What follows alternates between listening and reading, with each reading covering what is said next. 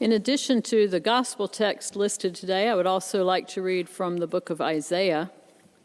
I'll begin with that, chapter 5, verses 1 through 7.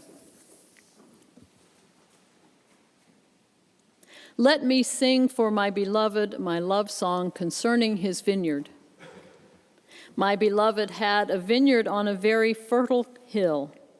He dug it and cleared it of stones and planted it with choice vines.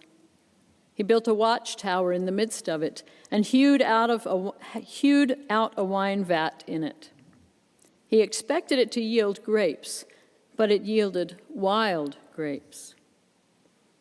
And now, inhabitants of Jerusalem and people of Judah, judge between me and my vineyard.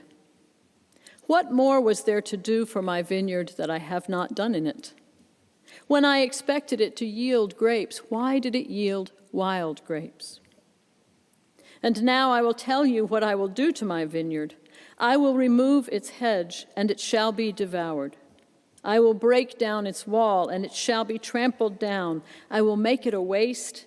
It shall not be pruned or hoed, and it shall be overgrown with briars and thorns. I will also command the clouds that they rain no rain upon it. For the vineyard of the Lord of hosts is the house of Israel, and the people of Judah are his pleasant planting. He expected justice, but saw bloodshed, righteousness, but heard a cry.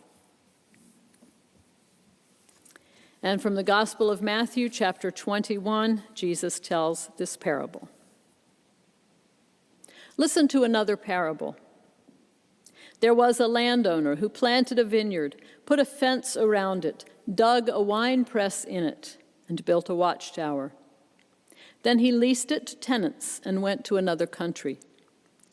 When the harvest time had come, he sent his slaves to the tenants to collect his produce. But the tenants seized his slaves and beat one, killed another, and stoned another.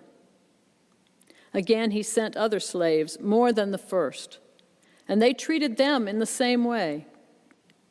Finally, he sent his son to them, saying, "They will respect my son." But when the tenants saw the son, they said to themselves, "This is the heir. Come, let us kill him and get his inheritance." So they seized him, threw him out of the vineyard, and killed him. Now when the owner of the vineyard comes, what will he do to those tenants? They said to him, "He will put those wretches to a miserable death and lease the vineyard to other tenants who will give him the produce at the harvest time." Jesus said to them, "Have you never read in the scriptures, the stone that the builders rejected has become the cornerstone? This was the Lord's doing, and it is amazing in our eyes.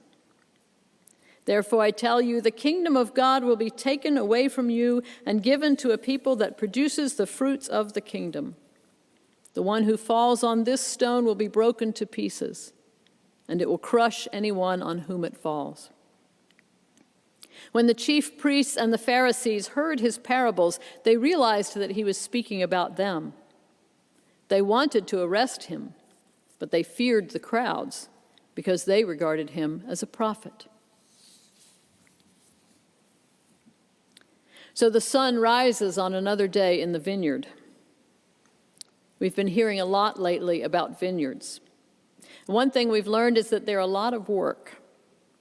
Today is the third Sunday in a row that our text is a story about a vineyard.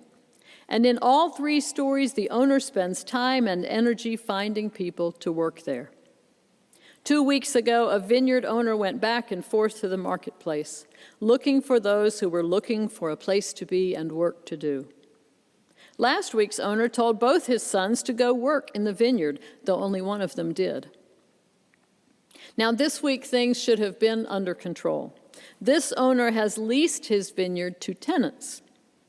That means they should have a relationship with both the owner and the land that supports them. They should willingly take responsibility for the crumbly, brown, rich-smelling, generous earth that is their livelihood. But these tenants show neither relationship nor respect nor any sense of responsibility. Instead, when the owner sends his servants to collect the produce that is rightfully his, the tenants beat the servants, stone them, kill them.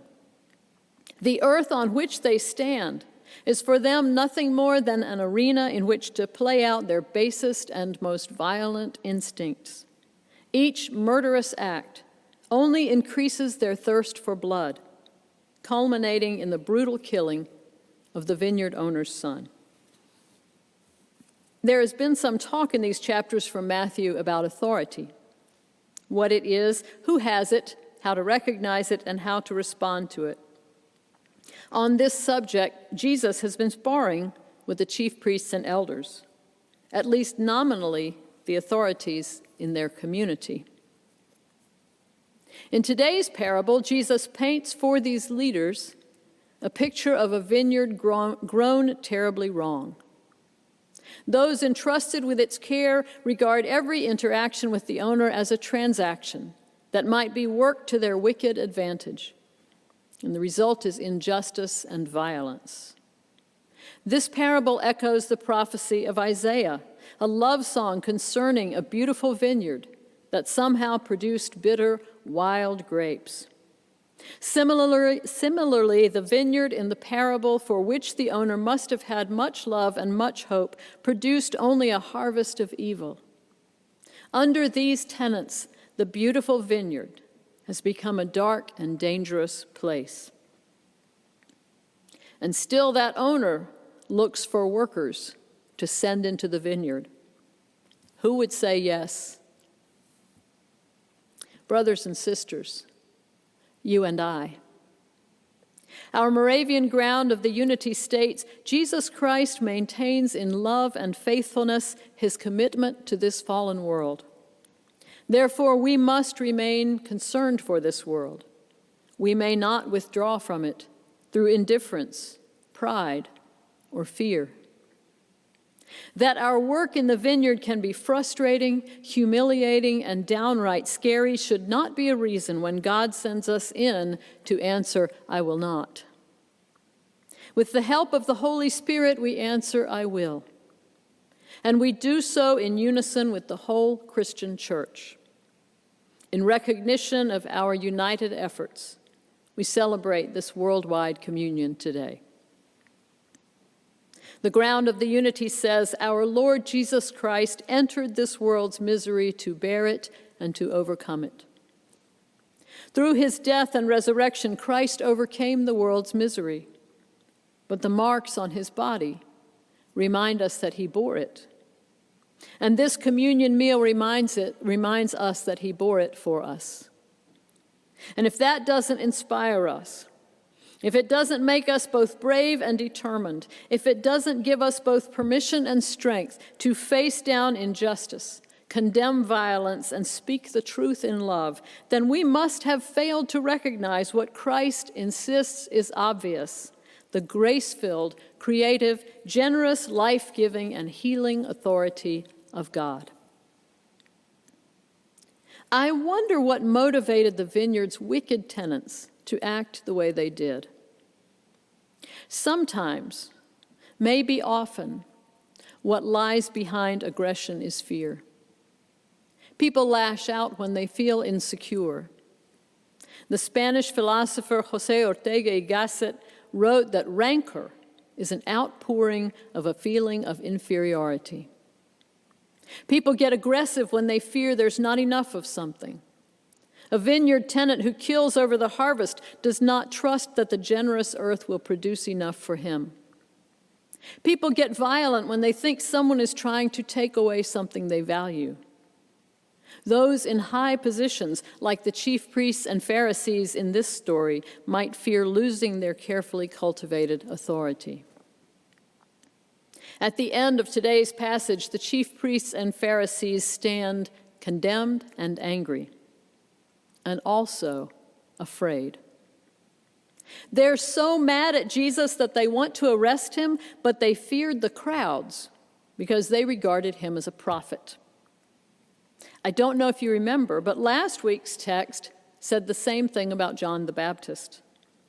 The crowd recognizes in the grace-filled, life-giving acts of both John and Jesus the hand of God. And the chief priests and elders are afraid because the crowd outnumbers them. The vision of a crowd of Christ followers heading into the vineyard with God's authority in their hearts and some tools in their hands could be a scary thing for those who've been killing the owner's servants while the bitter grapes grow. Because of Jesus, we do not drink the wine of bitterness, but the cup of grace. Because of Jesus, we dare to enter this world's misery, to bear it and to overcome it, not with violence, but with love. Jesus taught us through example to recognize and respond to the grace-filled, creative, generous, life-giving, and healing authority of the God who sends us into the vineyard. Who would say yes to that job? Brothers and sisters, we will. Amen.